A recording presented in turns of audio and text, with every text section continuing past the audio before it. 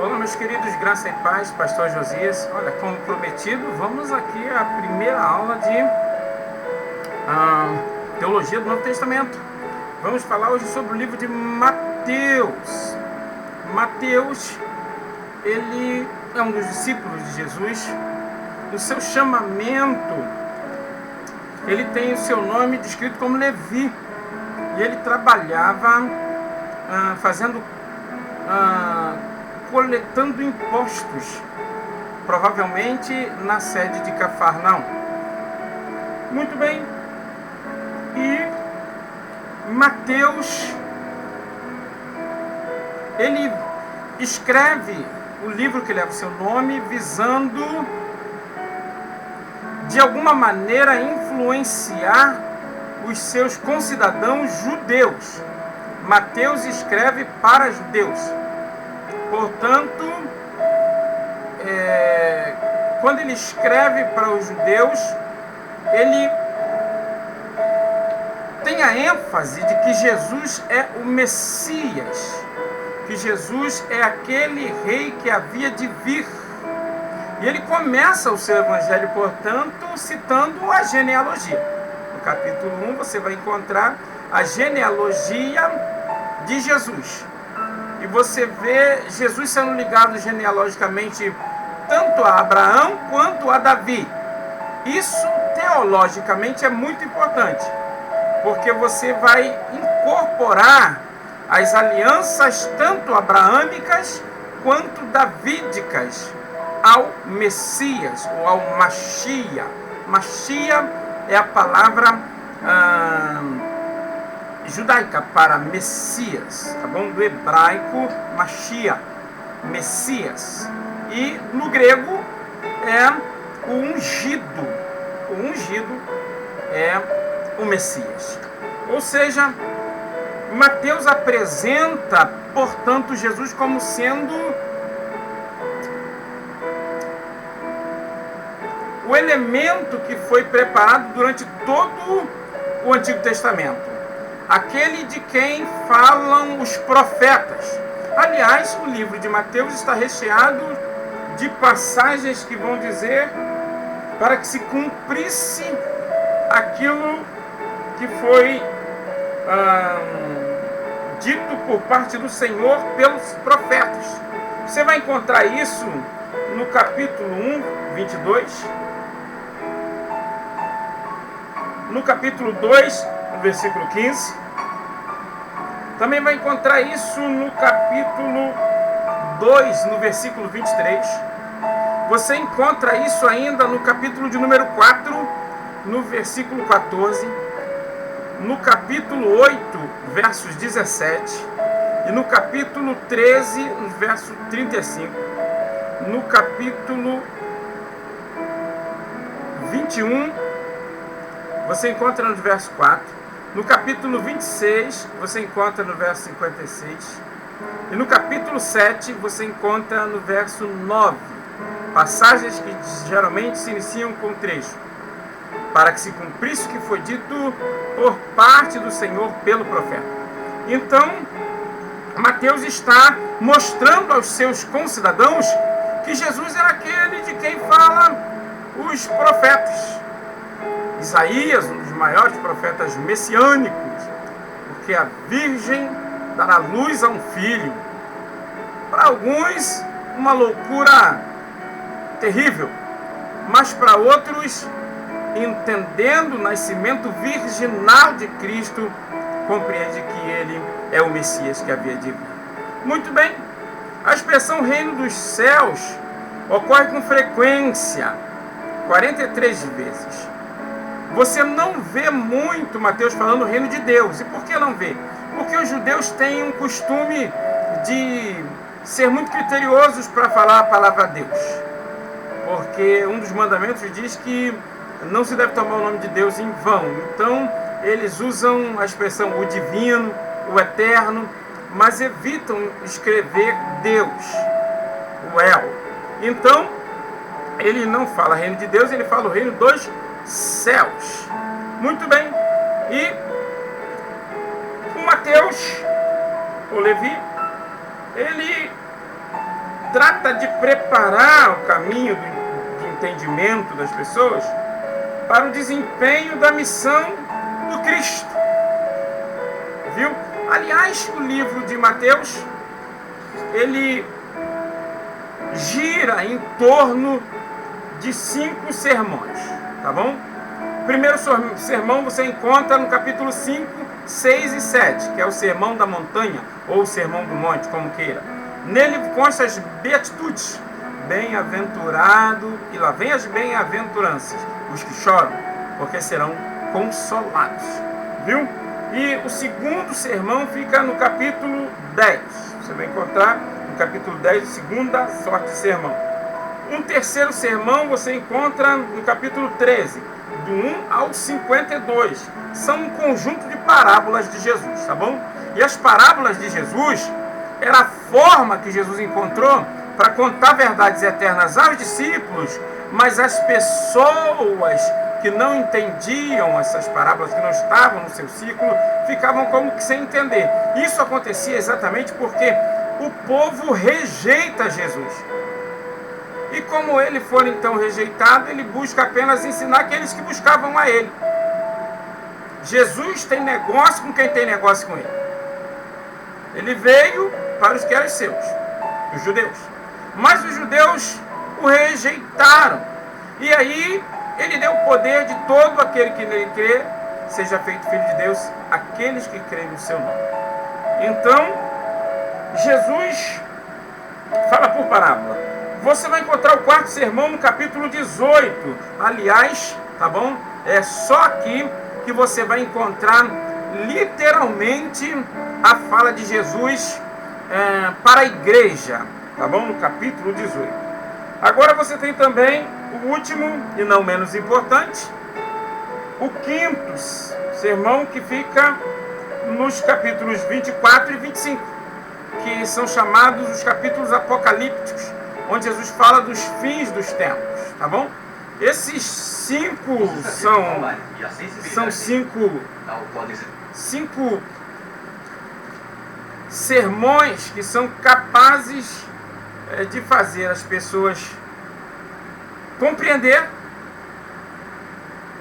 a essência daquilo que Jesus quer ensinar. O livro de Mateus, ele é escrito, na verdade, em torno desses sermões. Porque, como o evangelho sinótico, e quando a gente fala sinótico, a gente fala exatamente de semelhança. A palavra sinótica é semelhante. Semelhança ou igualdade. Então, ele é sinótico porque tem muito dele em Lucas, tem muito dele em Marcos, e tem pouquíssimo dele em João. João não usa a mesma ótica dos outros que escreveram. Aliás, o evangelho é um, mas cada um tinha uma ótica. Mateus tem essa ótica para os judeus. E aqui nesse ínterim, em especial, o cumprimento das profecias feitas na primeira aliança. Chamam de Antigo Testamento. Outros chamam de Antiga Aliança. Eu digo primeira aliança e digo segunda aliança, porque a primeira aliança, ela vai trazer elementos que se cumpririam aqui, na plenitude dos tempos. Quando fala-se plenitude dos tempos, é necessário entender que é o tempo em que Deus vai fazer acontecer. É o agora, é o já de Deus. Então Mateus escreve nessa perspectiva.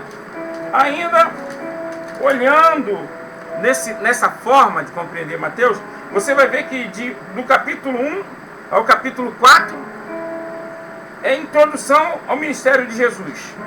Do capítulo 4 ao capítulo 17, você vai ver o desenvolvimento do seu ministério. Tá bom? É uma gama de coisas acontecendo. E você vem então do capítulo 16 ao capítulo 28, e aí você tem clímax. Você tem a finalização. Você vê então a nova aliança acontecendo. O adendo que eu quero aqui fazer para finalizar essa aula é que quando Jesus institui a Santa Ceia, Ele institui depois de ter comido a Páscoa. E ele diz: esse cálice é a nova aliança no meu sangue. A aliança começa a valer no momento que Jesus se dirige à cruz. É um testamento, é um escrito de herança, e ela só tem validade com a morte daquele que atestou. Portanto, a nova aliança começa com a morte e a ressurreição de Cristo. Se tivéssemos que ser pessoas aguerridas ao que é correto, eu diria então que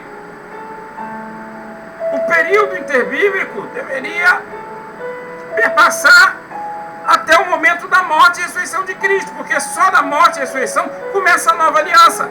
Esse cálice é a nova aliança no meu sangue, tem que morrer e o sangue tem que verter. Esse pão partido é o meu corpo que é partido por vós. É o momento da crucificação. A aliança que eu e você temos em Cristo, temos com Cristo crucificado. Lembramos dele sacrificado. A nossa Páscoa foi sacrificada por nós, Cristo. Então é importante separar o elemento da ceia judaica, que é a Páscoa, da Santa Ceia do Senhor, que é a morte e a ressurreição de Cristo. A Santa Ceia não é a Páscoa. Ela foi instituída depois deles terem ceiado. Depois que ele consuma a Páscoa, ele introduz um elemento novo que é a Santa Ceia. Você não precisa confundir a Santa Ceia com a Páscoa, porque senão você vai colocar carneiro aí assado, você vai colocar erva amargosa, você vai colocar o isopo, você vai começar a aspergir. E na verdade o sangue agora já não é mais para ser aspergido. Esse sangue agora tem que fazer parte de você como uma aliança, e não como um símbolo apenas. A simbologia foi toda a antiga aliança.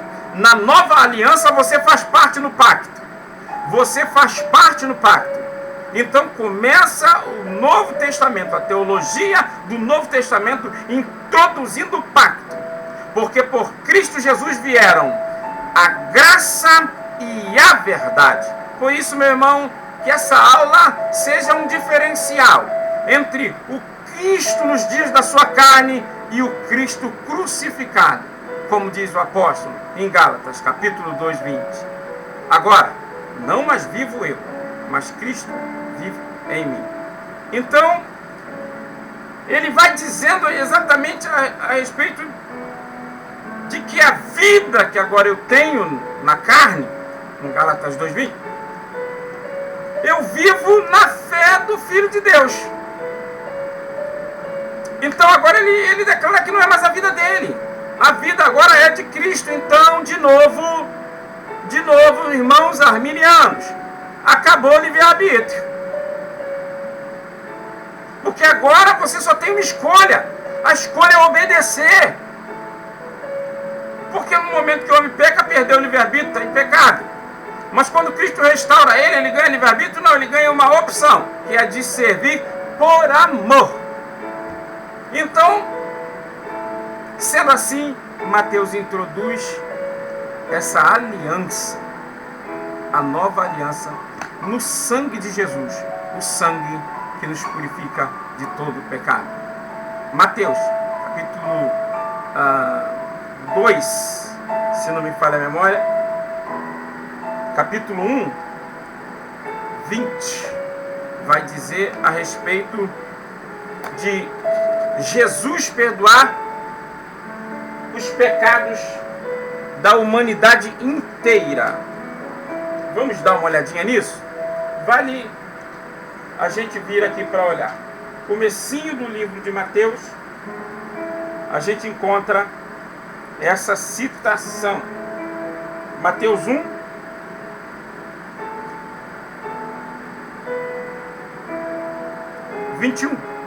Mateus 1, 21, diz a seguinte coisa: ela dará luz a um filho, e tu lhe porás o nome de Jesus, porque ele salvará o seu povo dos pecados deles. O nome Jesus significa ele é a salvação. E falando a respeito do Evangelho de Mateus, A gente pesquisa aqui bastante, gente, nos livros. Eusébio de Cesareia. Olha aqui, tá aqui. Opa, história eclesiástica, viu, gente? Traduzido do grego, hein? Eusébio de Cesareia. Aí, ó. Tá aqui, ó.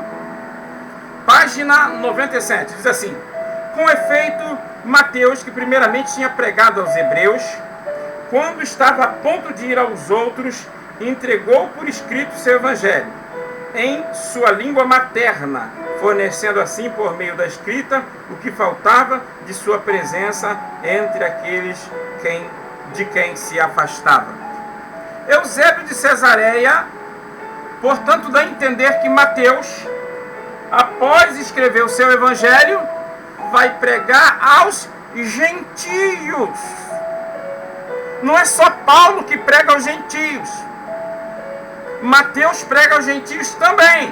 Eu poderia citar aqui outros tantos, mas à medida que formos avançando com essas aulas, a gente vai então falando a respeito dessas ocorrências. Então, fica aqui essa aula. Mateus, Levi, um apóstolo, escrevendo a respeito de Jesus com a sua ótica, tá bom? Que Deus abençoe você rica e abundantemente. Amém.